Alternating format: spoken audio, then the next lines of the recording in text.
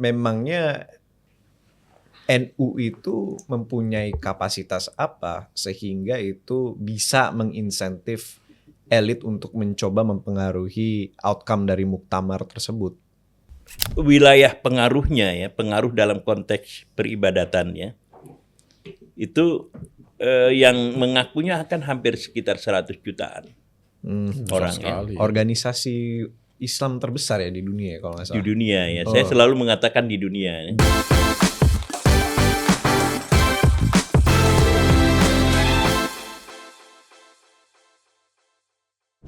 Ada satu organisasi yang mungkin paling sulit dihindari kalau kita ingin memahami Indonesia.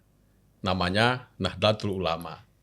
Ia punya pesantren, kiai, santri, jaringan sosial sampai ke akar rumput, dan jutaan warga yang tersebar di hampir seluruh Indonesia. Tapi justru karena begitu besar, ada satu pertanyaan yang menarik. NU sebenarnya sedang menentukan arah Indonesia atau justru sedang diperebutkan oleh kekuatan-kekuatan yang ingin menentukan arah Indonesia? Pertanyaan itu menjadi semakin penting menjelang Muktamar NU ke-35 di Jombang. Karena Muktamar kali ini bukan hanya soal siapa yang akan memimpin NU. Ada pertanyaan yang jauh lebih besar. NU mau menjadi apa dalam 5 hingga 25 tahun ke depan? Apakah NU akan semakin dekat dengan kekuasaan? Apakah NU harus punya agenda politik sendiri? Bagaimana hubungan NU dengan partai politik? Dan yang paling penting, bisakah NU tetap menjadi kekuatan masyarakat yang mandiri ketika hampir semua kekuatan politik ingin mendapatkan kedekatan dengan NU? Untuk membicarakan itu, hari ini saya bersama seseorang yang sudah mengamati NU sejak akhir 1970-an. Ia mengenal pemikiran Gus Dur, mengikuti dinamika NU dari masa ke masa, dan melihat perubahan hubungan NU dengan negara dan politik dari kacamata seorang intelektual. Beliau adalah Profesor Fakhri Ali. Terima kasih Bang Fakhri telah hadir pada episode kali ini. Iya. Makasih banyak udah ngundang ini ya. Secara teoritis ya, Muhammadiyah, NU, itu adalah civil society. Gitu. Nah, definisi dari civil society itu adalah mereka yang mampu mengorganisasikan diri, independen secara politik dan ekonomi dari negara. Gitu. Itu yang dimaksudkan dengan civil society. Maka the first Indonesian civil society are Muhammadiyah and NU. Gitu. Duluan Muhammadiyah. Muhammadiyah 1911, lalu kemudian NU 1926. Nah, jadi kalau kemudian kita lompat ya di dalam sistem politik pasca Orde Baru, maka Muhammadiyah dan NU itu secara teoritis harus menegakkan atau harus menjadi salah satu pilar penting di dalam demokrasi. Kalau mereka mendefinisikan diri sebagai civil society. Gitu. Nah, apa yang dimaksudkan dengan pilar demokrasi itu adalah mereka menjadi kekuatan penyeimbang dari konsentrasi kekuasaan yang berada di dalam negara. Gitu. Nah, negara pada masa Orde Baru memang telah mampu mengkonsolidasikan diri secara sangat luar biasa, yang menyebabkan semua orang tergantung ya. Semua orang, semua pihak tergantung kepada negara. Bahkan negara itu adalah the creator of the wealth. Dia yang menciptakan kekayaan. Lalu kemudian sebagai konsekuensinya adalah kaum oligark. Nah, ketika negara Orde Baru runtuh, kaum oligark tidak ikut runtuh. Merekalah ya melalui modal yang bermigrasi ke dalam dunia politik gitu. Nah, jadi directly or indirectly itu terjadi semacam persekutuan antara modal dengan politik. Yang tersisa mestinya, sekali lagi saya katakan secara teoritis, sebagai kekuatan penyeimbang itu adalah Muhammadiyah dan NU. Dua itulah pilar utama di Betul. Indonesia yang saat ini dalam sisi ormas keagamaan khususnya, Bang ya. Tidak hanya Tidak hanya ormas ormas keagamaan, keagamaan ya, iya. sosial gitu ya. Jadi pilar demokrasi yang saya katakan tadi itu gitu. Nah, jadi pertanyaannya apakah mereka mendefinisikan diri seperti itu atau tidak? Gitu. Nah, kenapa kita perlukan itu? Karena partai-partai politik itu punya kecenderungan untuk ya safety player. Mereka cari aman, gitu. For the sake of ya their own interest, untuk kepentingan mereka sendiri. Gitu. Nah, sehingga mereka cenderung berkoalisi dengan partai yang berkuasa. Gitu. Sebagai akibatnya ada capital, ya, ada modal, ada infrastruktur, yakni birokrasi. Ada gabungan partai-partai politik yang kemudian menguasai parlemen. Nah, suara rakyat di luar setelah pemilu biasanya tidak lagi ada proses ya institusionalisasinya atau penyerapannya gitu, kecuali pada waktu pemilu. Karena itu kan banyak demo-demo ya yang berkembang di sana karena tidak lagi tahu kemana suara rakyat itu harus disalurkan. Sekali lagi secara teoritis, disitulah Muhammadiyah dan NU gitu. Kenapa? Karena mereka lah the real ya, civil society in Indonesia. Jadi memang kalau dilihat NU atau Muhammadiyah sebagai pilar demokrasi itu untuk berkelindan dengan politik itu sesuatu yang tak terhindarkan menurut Bang Fakhri. Itu dia, tergantung mereka mendefinisikan itu gitu. Mendefinisikan diri sebagai apa gitu ya. Tentu ya, secara resmi mereka mengatakan seperti Muhammadiyah kan organisasi dakwah plus pendidikan. NU organisasi dakwah plus pendidikan gitu. Hanya yang kemudian mempunyai ekspresi politik ya yang kuat, yang less technical itu adalah NU. Gitu. Kalau Muhammadiyah relatif lebih rigid ya, memegang ya persoalan-persoalan. Kalau mereka sekali tidak mau berpolitik ya tidak sama sekali. Walaupun ya pengaruh-pengaruh politik dari luar, terutama dari negara, mereka pertimbangkan juga gitu. Hanya saja mereka tidak se-ekspresif seperti yang dilakukan oleh NU tadi gitu. Oke. Nah, sampai di sini baru kemudian saya katakan, Nanda, yang saya khawatir, sekali lagi saya katakan, yang saya khawatir Muktamar NU yang akan berlangsung pada akhir Agustus ini. Kalau nggak salah 26 ya, sampai 27 sampai 31. Ya, 27 sampai 31 Agustus ini. Di mata para kekuatan-kekuatan politik dan elit politik itu direduksi ya menjadi persoalan elektoral.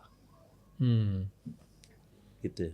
Tapi di Indonesia ini memang semenjak pemilihan kepresidenan kemarin, sepertinya tuh fenomenanya tuh banyak lembaga-lembaga itu yang disusupi oleh kader-kader dari beberapa gerbong-gerbong kan. Nah, tentu apa yang dikatakan Prof ini sangat Jangan pakai Prof. Siap. Ada Prof. Abang. sama abang ya, sama Ya. abang. Abang ini takut bahwa politisasi ini masuk ke dalam proses Muktamar Muhammadiyah nanti akhir Agustus. Kok Muhammadiyah? NU, Nahdlatul Ulama. Nah, kira-kira apa sih strategi atau taktik yang sudah disiapkan untuk mereduksi terjadinya pertikaian itu? Ya. Ya, saya bukan orang NU ya, jadi saya nggak bisa menjawab dengan pasti. Tapi mereka itu membuat ya sebuah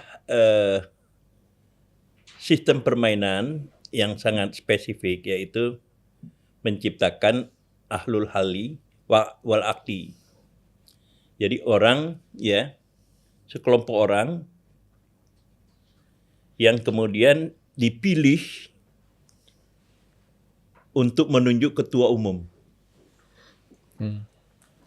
Untuk menunjuk Suriah, ya ketua Suriah dan ketua umum Tanfidiyah gitu.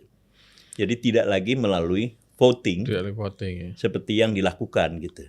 Jadi Ahwa yang langsung memilih ketua Betul. PBNU. Ya, Ya. aklamasi Kira-kira gitu ya. seperti itu. Enggak, bukan aklamasi. Jadi kita ini anggota ya, muktamar. Nah, kita kemudian memilih masing-masing 9 orang. Gitu. Nah, ini yang kemudian mereka yang terpilih ini nanti yang kemudian punya hak untuk memilih Ya, ya. gitu. Tanpa lagi harus dihitung di floor gitu. Jadi tidak lagi pakai sistem pemilihan langsung. Dari DPW dan DPD ya. Iya. Nah,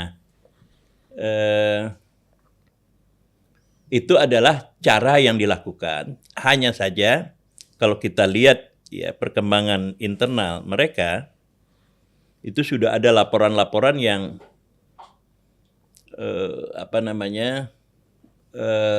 tidak terlalu menggembirakan gitu. Walaupun tidak bisa dibuktikan gitu. Jadi ini menyebar di medsos misalnya, orang-orang yang disebut dengan ya 9 dalam 2 tanda kutip wali itu tadi pun itu sudah ya didekati, diatur dan segala macam yang ada gitu. Nah, ini yang saya maksud tadi ya. Jangan lari ke yang bersifat teknis tadi. Yang kita khawatir muktamar yang sekarang ini itu direduksi oleh ya kekuatan-kekuatan politik yang berkepentingan kepada NU itu untuk hanya menjadi problem elektoral. Jadi bukan sebagai partner di dalam membangun bangsa. Itu intinya. Gitu. Jadi tadi masuk semua pihak masuk semua gitu. Kekuatan-kekuatan politik ya di sana itu. Nah,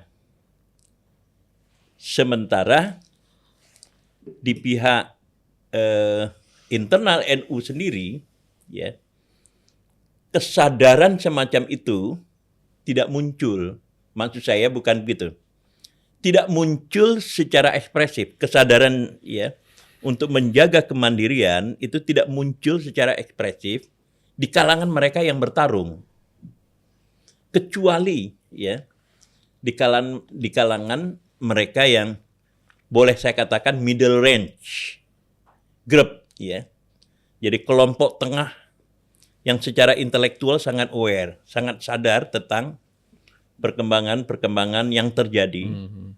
Hubungan antara NU dengan negara, hubungan antara PBNU dengan partai-partai politik, hubungan antara NU dengan sumber-sumber daya ekonomi yang ada gitu. Terutama sumber daya ekstraktif gitu. Nah, kelompok tengah inilah yang secara terus-menerus ya berusaha memberikan gagasan-gagasan baru, termasuk yang saya katakan tadi itu. Nah, tetapi mereka tidak punya saluran resmi. Mereka bukanlah pihak yang akan mengetok meja, mengetok palu maksud saya, gitu. Nah, inilah ya untuk sementara saya anggap dilema yang dihadapi oleh NU sekarang ini. Walaupun saya harap ya analisa saya ini salah, gitu.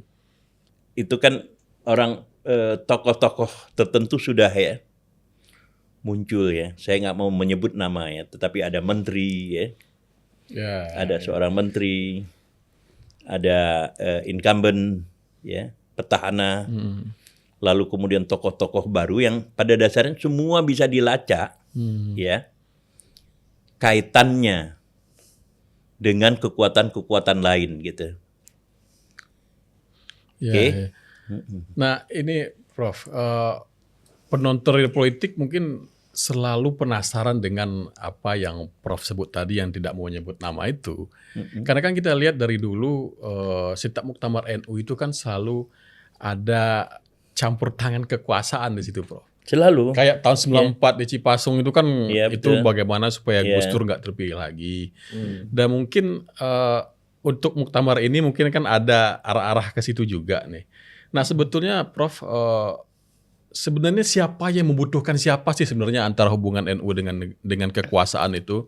Apakah kekuasaan itu yang membutuhkan NU atau justru NU yang membutuhkan kekuasaan sekarang, Prof? Menurut Prof gimana itu, Prof? Hubungan antara NU dengan negara Ya, itu itu- lebih spesifiknya. Itu pertanyaan yang klasik tapi tetap menarik gitu ya.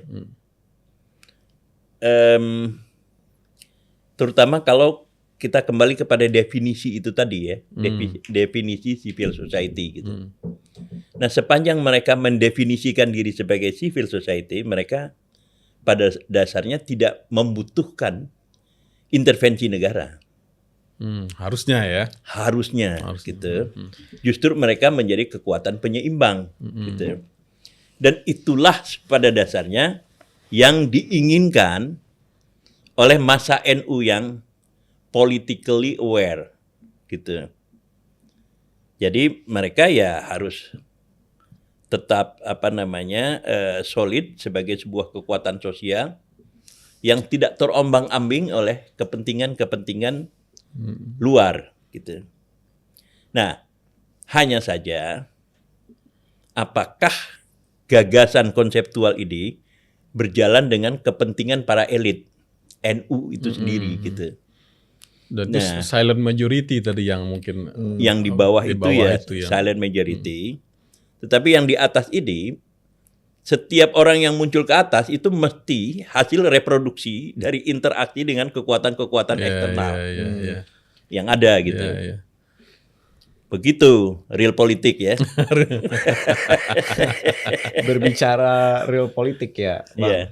Iya. Untuk penonton real politik mungkin mereka ingin tahu sih sebenarnya yang diinginkan oleh rezim ini terhadap NU saat ini, kira-kira apa yang bisa diamati oleh Abang? Ya, mereka jadi gini, kalau kita lihat kecenderungannya pemimpin di mana saja, mereka ingin aman, gitu. Selama mereka berkuasa, tidak ada gejolak apa-apa gitu. Makanya kemudian kesediaan untuk ya sharing kekuasaan, ya, berbagi kekuasaan cukup besar.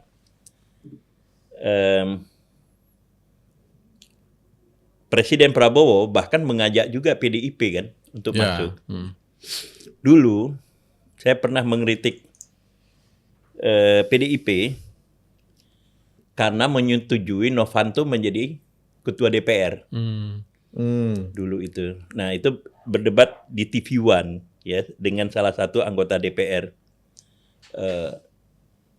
PDIP. Saya katakan itu bukan PDIP tidak mengkonsolidasikan diri dengan rakyat, tetapi yang terjadi adalah konsolidasi elit. Gitu. Dan dijawab ya secara lugu bahwa yang diperlukan adalah stabilitas di parlemen. Gitu.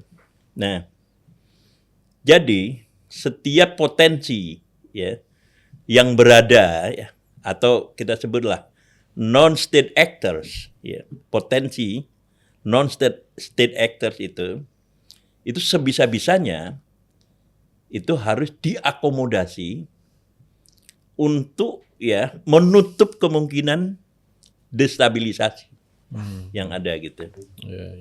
Nah, karena itu Presiden selalu ngomong tentang persatuan gitu. Di dalam konteks persatuan ini adalah stabilitas ya politik dan keamanan agar supaya program-program yang sudah dicanangkan itu berlangsung gitu. Ada faktor elektoral juga barangkali ya, Bang ya. Ya tadi sudah saya katakan juga faktor elektoral, tetapi faktor elektoral ini itu bisa saja partai lain juga bisa masuk. iya. Ya, jadi bukan Cair, hanya ya. partai A, Iya, ada iya, partai betul, B betul, segala betul. macam. Dan semuanya main di Iya, situ iya, gitu. iya. Yang ada, tetapi itu tadi yang penting ya, jangan terlihat ada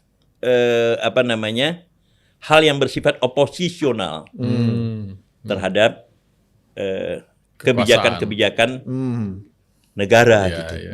Memangnya kalau kita lihat dari sudut pandang orang ketiga, third person ya, memangnya NU itu mempunyai kapasitas apa sehingga itu bisa menginsentif elit untuk mencoba mempengaruhi outcome dari muktamar tersebut?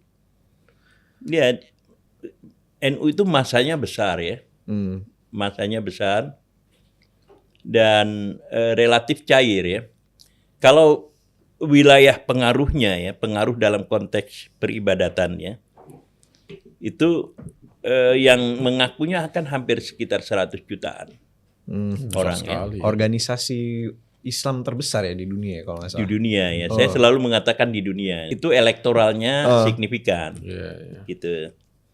Nah, lalu kemudian tapi secara politik cair, memang didominasi ya. Maksud saya PKB ya, PKB itu di luar NU tidak ada pemilih. Karena itu dia sepenuhnya ya itu bertelekan pada dukungan kaum Nahdliyin. Di PKB itu ceruknya hanya di NU aja. Iya betul. Ya, makanya captive jadi pasarnya captive gitu ya. Nah tapi sebagian besar Nahdliyin di dalam survei yang lalu itu memilih PDIP gitu. Jadi maksud saya itu tadi gitu. Nah, jadi memang ini sangat menarik secara elektoral gitu. Cuma PDIP sekarang nggak main kayaknya atau masuk dari mana kita nggak tahu.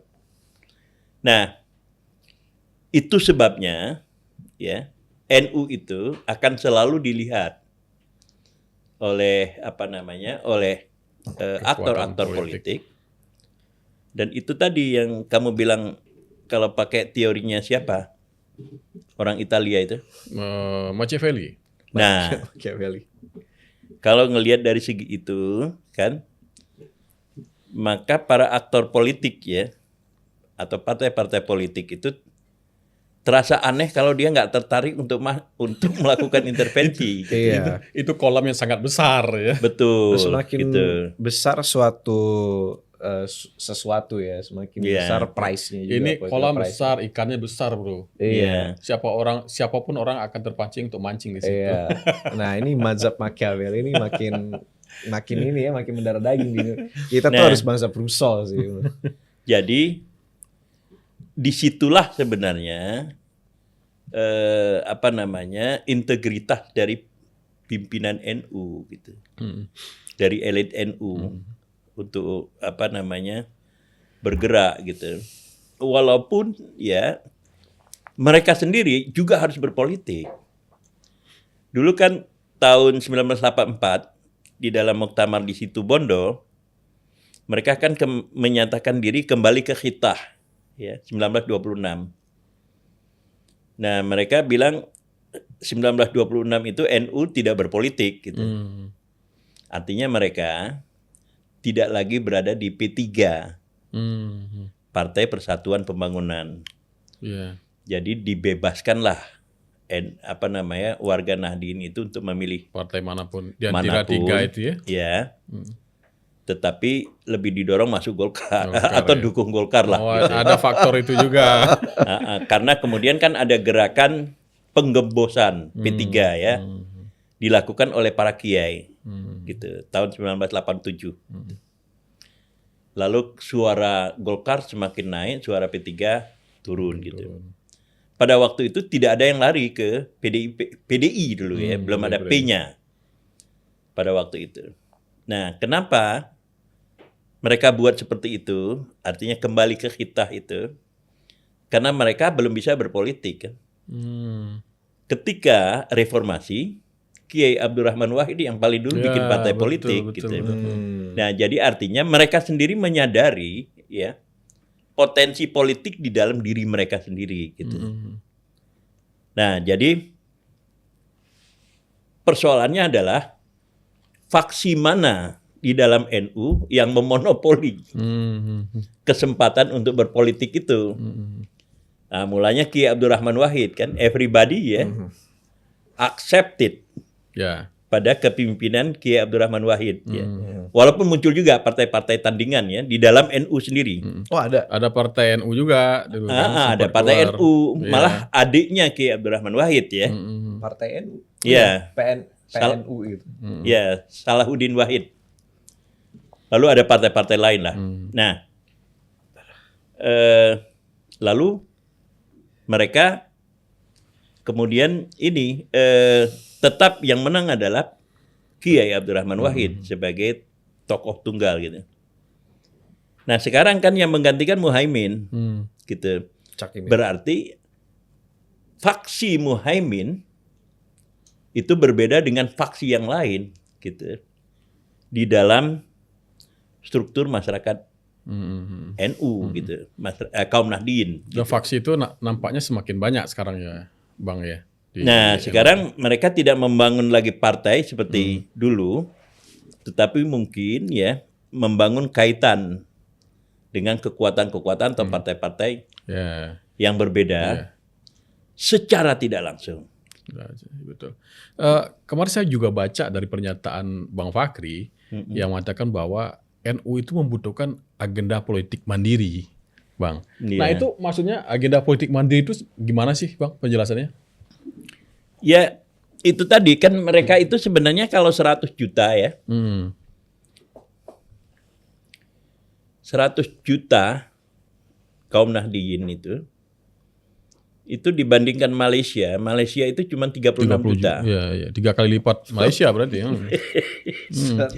Satu orang Lalu mas kemudian bisa ngendali untuk negara. Asia Tenggara ya, Thailand itu 70 juta. Lalu kemudian Singapura itu 7 juta. Dulu 5 juta lah, sekarang 7 juta. Lalu kemudian waktu saya kuliah di Australia itu, penduduk sak benua itu 25 juta. Daerah seluas itu ya. Nah, Filipina mungkin 100-an ya. Nah, itu kan sebenarnya economically ya, pasar kan. Gitu.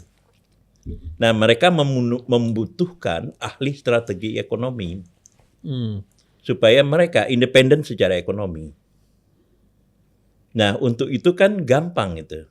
Maksud saya gampang itu secara teoritis ya. Dia bisa meng-hire misalnya Khatib Basri. Gitu kan. Untuk merancang bagaimana gitu pembangunan yang sangat spesifik bagi warga Nahdien yang mencapai 100 jutaan itu gitu. Koperasi kayak apa kayak segala macam gitu. Nah, sehingga kemudian mereka secara material itu independen gitu. Nah, once ya you independent ya materially, you will be ya independent politically. Gitu. Nah, inilah ya gerakan kemandirian gitu. Muhammadiyah sudah melakukan itu. Gerakan Muhammadiyah kan sangat dahsyat. Kan? Tanpa berpolitik, tanpa minta kemana-mana, segala macam gitu. Padahal jumlah anggota Muhammadiyah itu mungkin less than 25 million. Iya. Gitu. Jauh lebih kecil ya. 25 jutaan mungkin. Itu kegedean. itu pun yang banyak di Sumatera Barat. Bang. Nah, tapi bisa dan mandiri. Lalu membangun universitas kan sampai ke Australia dan segala macam. Ya. Rumah sakit banyak sekali. Rumah sakit, Abang juga masjid. kalau nggak salah kuliah di Universitas Muhammadiyah. Iya, universitas banyak lah itu. Iya. Dan semuanya itu kan dipertanggungjawabkan kan gitu. Ada laporan keuangan yang secara terbuka ya dilakukan gitu. NU kalau dia melakukan hal yang sama itu jauh lebih dahsyat tentang itu gitu. Jadi nggak usah lagi lah ngomong tentang ini, tentang kemandirian politik gitu. Karena pasti sekaligus bisa gitu. Mandirian ekonomi itu ya. Iya. Tapi kalau saya lihat Bang, kalau Muhammadiyah itu kan semua asetnya itu milik persyarikatan ya. Iya. Kalau NU, kalau saya lihat itu mungkin saya salah ya, mungkin Abang bisa jelaskan nanti. Itu semua aset itu kan terpecah-pecah ke kiai-kiai dan pesantren-pesantren gitu kan. Iya. Nah, jadi itu nanti menurut Abang model macam apa ya mungkin yang kira-kira bisa? Iya, itulah yang saya dilaksanakan katakan oleh dulu NU itu. Malah di PBNU saya katakan strukturnya anarkik gitu. Karena itu tadi semuanya masing-masing ya. Ada seorang tokoh yang saya kenal baik ya, dia lulusan dari Mesir gitu, dia pulang, dia bangun pesantren namanya Agung Irawan MN, Jogja. Jogja juga ya. Dia bangun di Jogja gitu, asalnya Lamongan ya.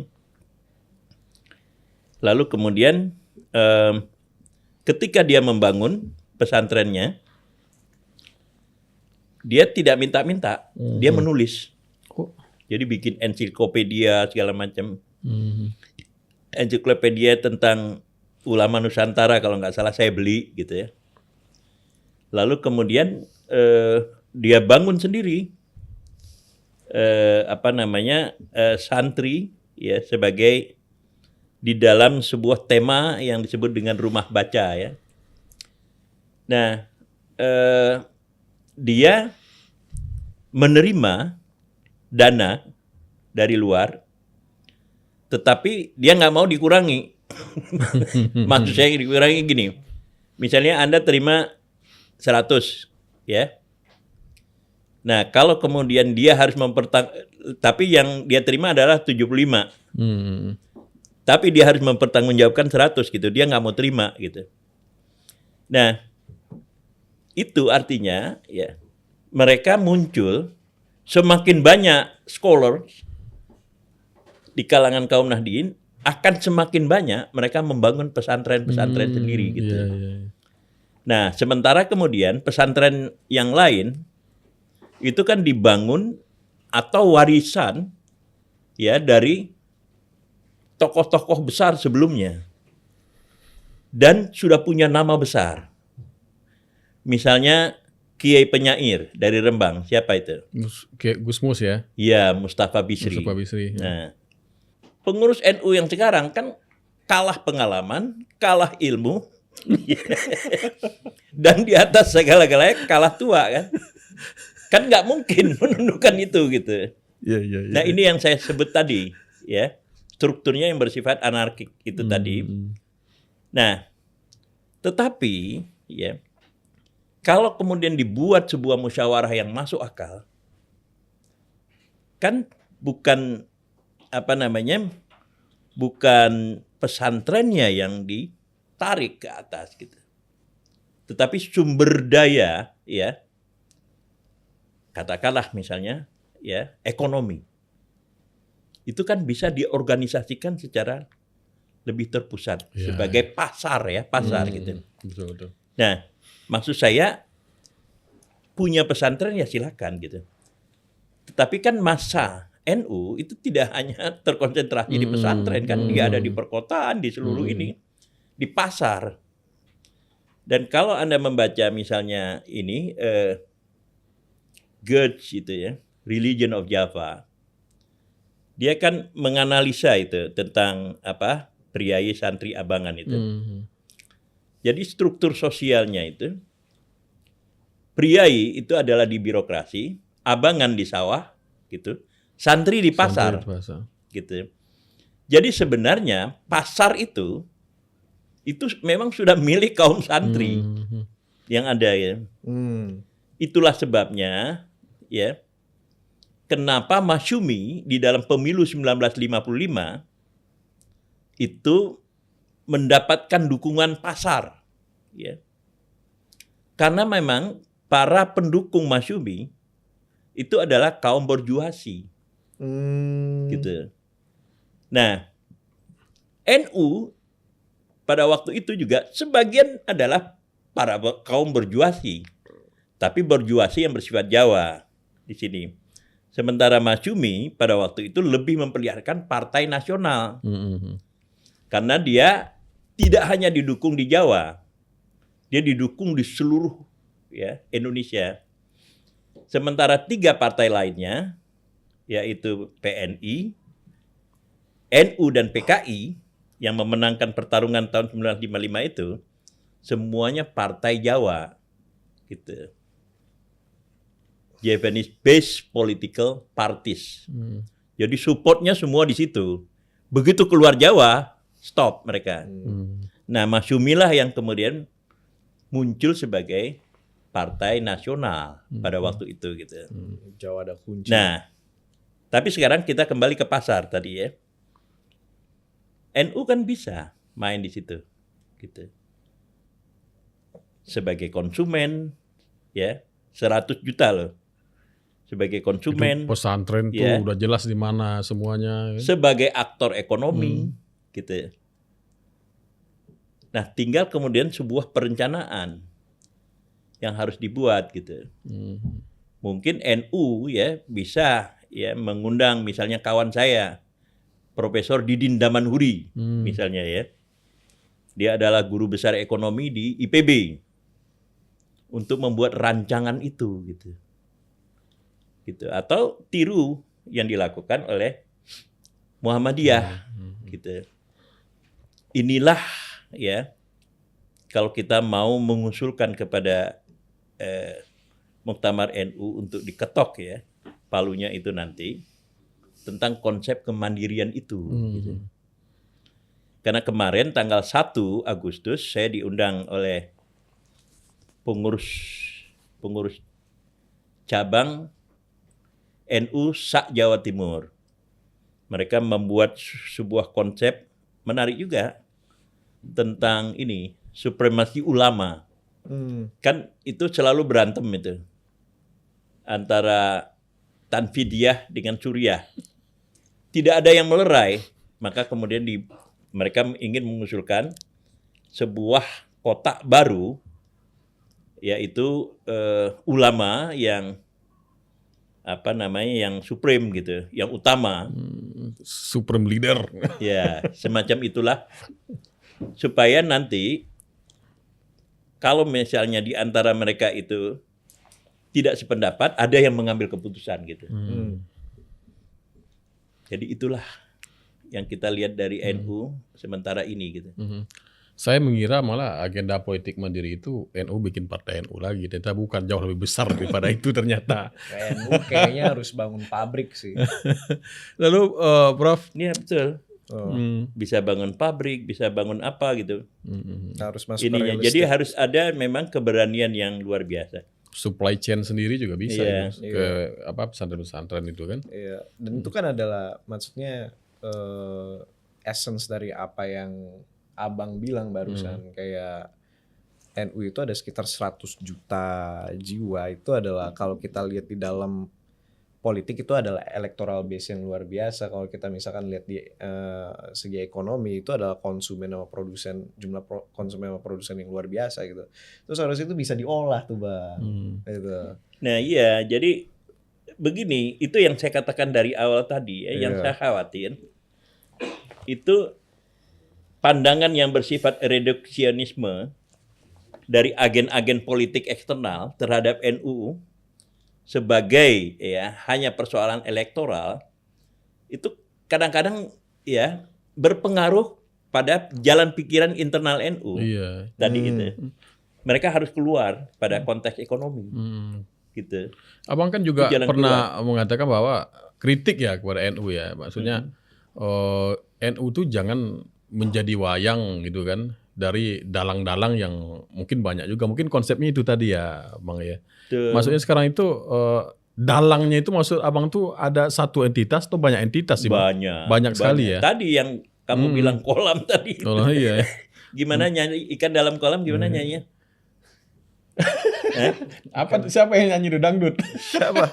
Ikan dalam kolam. Ikan Iya. Cuman taunya ini doang lagu Rungkat ente-entean.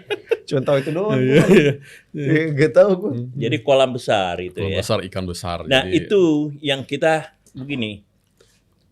Kalau kata orang Jawa ya eman-eman gitu. Kalau hanya dianggap sebagai itu tadi. sebagai wayang aja ya. Bukan. Bukan. Sebagai persoalan elektoral. Hmm. Gitu dengan sumber daya yang dahsyat. Tadi gitu. Penduduk kita kan 280-an ya sekarang ya.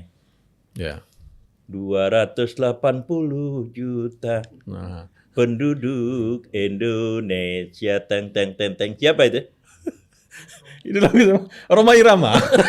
Wah, kalian terlalu muda ya. Nggak pernah dengar ya? Jawa. Gue sih gak tahu sih bang. Gue sih gak tahu sih bang. Udah ada Gap-nya gap jauh yang jauh banget gitu. Jadi Bang, Abang kan sudah mengamati ya, mungkin sekitar 50 tahun lebih ya Bang ya. Harus kita Enggak hitung ya. lah. Mungkin Sejak ya. tahun 70-an, 80-an ya, ya. akhir Ya, mungkin sekitar 70-an ya. 50 tahun. Ya mungkin Jadi lah. jadi yang Abang ya kekhawatiran Abang yang terbesar terhadap NU itu apa sebenarnya? Apakah Ya, itu elektoral tadi. tadi apa Ya, ini? betul. Elektoral Jadi- tadi ya. Jangan hanya menjadi kolam aja maksudnya gitu kan ya. Iya, mereka harus harus muncul ya sebagai aktor gitu. Nah, tadi saya katakan ya, pilihannya itu banyak. Ya, tapi tujuannya yang paling ideal itu adalah penyeimbang kekuasaan gitu untuk menjaga demokrasi.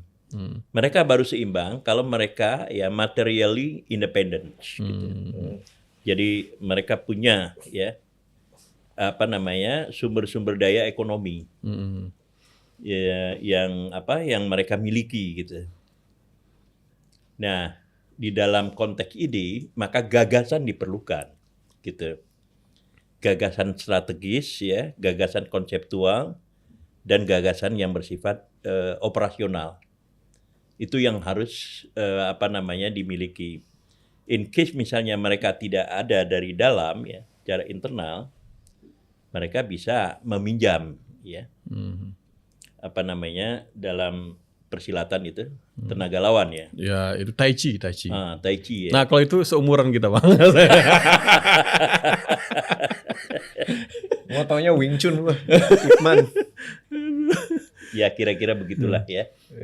Jadi mungkin Bang, kita udah sampai ke ujung-ujung sih. Iya, bagus sekali. Kita banyak dapat insight juga dari Abang. Jadi mungkin harapan Abang pada adik-adik Abang yang akan ikut muktamar nanti Bang, sesuai dengan harapan Abang tadi, jangan jadi wayang, jangan hanya menjadi kolam ikan saja, tapi jadi aktor. Iya, saya lupa tidak itu hanya politik. lagunya itu apa ya? Ikan dalam kolam itu ya. Saya Ada yang mah tahu? cuman tahu lagu ini doang. Siapa yang tahu ikan dalam kolam itu?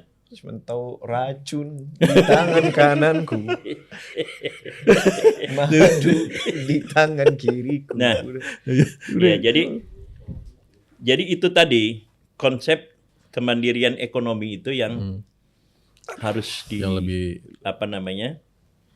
dikonsentrasikan ya, dikonsolidasikan di dalam muktamar ini. Lalu ada kesediaan untuk ini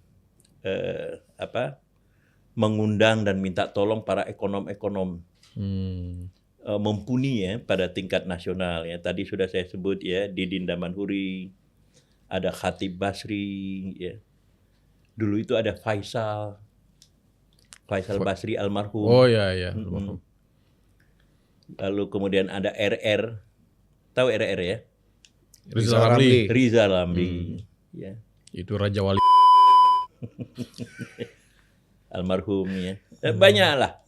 Apalagi banyak ini anak-anak muda yang ada Didi Rahbini ya. Mereka yang berkumpul di Indef yang sekarang ini yang dahsyat sekali itu. Terbuka jadinya gitu untuk menyusun gitu. Nah, jadi kalau ini mereka bisa telurkan, itulah kejutan di muktamar. Jadi tidak direduksi hanya menjadi persoalan apa tadi? Elektoral oleh ya aktor-aktor eksternal tadi gitu. disitulah mereka itu membangun jalan mereka sendiri. They create their own path, gitu. Oke? Oke. Iya. Tapi satu pertanyaan terakhir. Apa? Abang ada nggak ngelihat mungkin dari 8 atau 9 calon ketum PBNU itu yang punya gagasan seperti yang Abang sampaikan barusan? Sepanjang yang tahu saya lihat belum. Belum ada ya? Belum, sepanjang saya lihat. Mudah-mudahan saya salah. Mudah-mudahan setelah nonton ini ada yang ini ya Bang ya, belajar ke Abang ya. Betul, masih ada waktu soalnya. Abang kalau bilang di sini ntar abangnya kena target dong. Iya kan dong. Enggak lah. Kita kan ditonton oleh kalangan dari Nahdliyin juga, Siap. ya kan?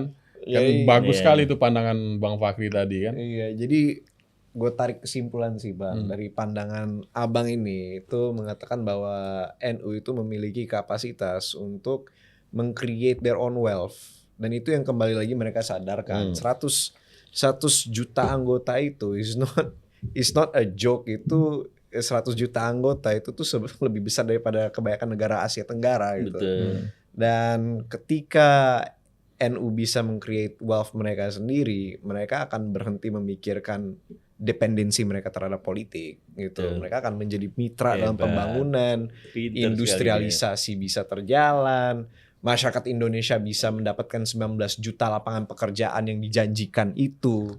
Begitu. Itu baru hebat Nanda. Wah, biasa aja lah, Prof. Ini Jadi gegara hampir tiap minggu 2 kali real politik, jadinya dijejelin semua kayak gini, the buzzword lah gitu. Iya. Oke. Gue sampai searching ikan dalam kolam lagu siapa? Tadi lagu El Corona Bang. Oh, gitu. El Corona namanya.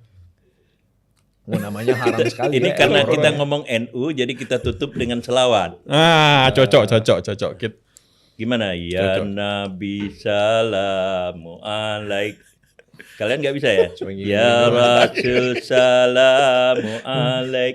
Ya Habib salam alaik. Saya kecilnya di Australia nggak bisa gitu. Anta samsun, anta badrun. Benar-benar Muhammadiyah kamu. Anta nurun fauqa nurin. Anta iksiru wa ghali. Anta misbahun sudur. Assalamualaikum Oke. warahmatullahi wabarakatuh. Waalaikumsalam warahmatullahi wabarakatuh. Sampai ketemu lagi. Sampai Di ketemu Real Talk lagi di berikutnya. episode berikut of Real Politics ya guys.